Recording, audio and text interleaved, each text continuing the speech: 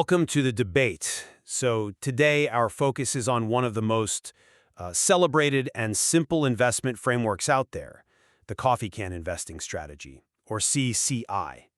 This is the approach that advocates for picking high-quality companies and then just holding them, untouched, for a decade or more.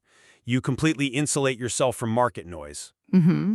And the central question before us is, I think, a profound one.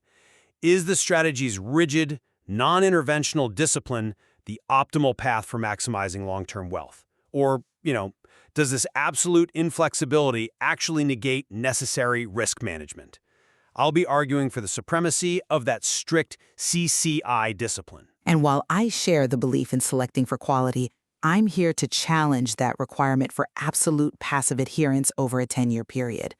I think ignoring necessary fundamental adaptation is a greater risk than any emotional interference. Well, I believe CCI is a superior framework precisely because genuine wealth creation is achieved through patience and compounding, not through attempts at active timing or trading. The discipline is the product. We're looking for companies that pass some really rigorous filters, consistent revenue growth for at least 10 years, high return on capital employed, or ROCE, and a clear, durable competitive advantage. The uncomfortable truth the source material highlights is that investors, we are often the primary destroyers of our own wealth through panic selling or quick exits. Right. CCI forces the investor into the mindset of an owner, and that discipline prevents behavioral error, which is, statistically the largest wealth killer out there. Okay, I absolutely agree that focusing on high-quality metrics like ROCE and competitive edge is the right starting point. I don't think there's any debate there. However, the mandate to ignore all information and maintain an absolute long-term hold, that risks substituting necessary intervention with blind faith.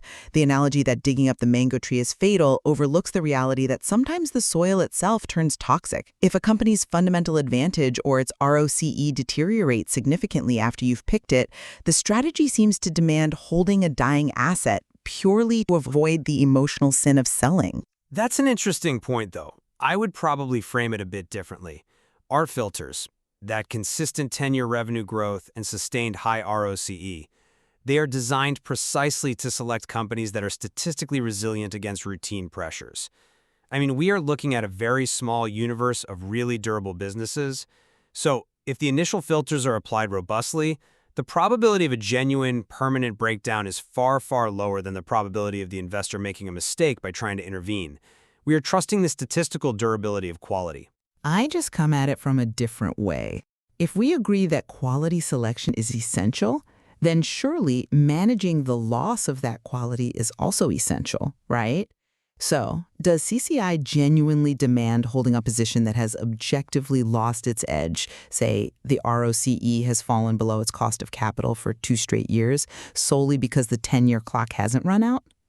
I'd propose that a defined structural reevaluation criteria, a non-discretionary quantitative trigger, can respect discipline while still protecting against permanent capital loss. This isn't emotional intervention, it's mechanical risk management. I'm not convinced by that line of reasoning, because defining an exception, even a mechanical one, is the beginning of the discipline breaking down. That trigger you mentioned introduces its own costs. For one, you incur capital gains tax upon sale, which immediately sets you back. And more importantly, trying to find a replacement stock introduces the risk of error and, time inefficiency. The strict mandate to never sell in between is the secret ingredient, because the friction and cost of intervention, both statistical and financial, almost always outweigh the benefit of avoiding a slow decline in a robustly selected stock. The goal is just to maximize the time compounding works uninterrupted. That's a compelling argument regarding the cost of friction, I'll give you that. But it requires the belief that the initial selection filters are nearly perfect. And while I respect the extreme focus on eliminating panic selling, a mandated 10-year passivity, regardless of shifting corporate reality, just seems like too blunt a tool for risk management in dynamic sectors. So ultimately, CCI rests on the premise that investing is a game of being disciplined, not smart. It's about respecting compounding and committing to long-term thinking, trusting that the rigorous initial selection mitigates nearly all fundamental risk. And I'd maintain that emotional discipline is absolutely crucial for wealth creation. But complexity often requires more than a single rigid perspective to fully appreciate, especially when the goal is to protect against a rare but catastrophic loss of fundamental value years into the holding period. Right. We certainly share the view that prioritizing quality over quantity is essential.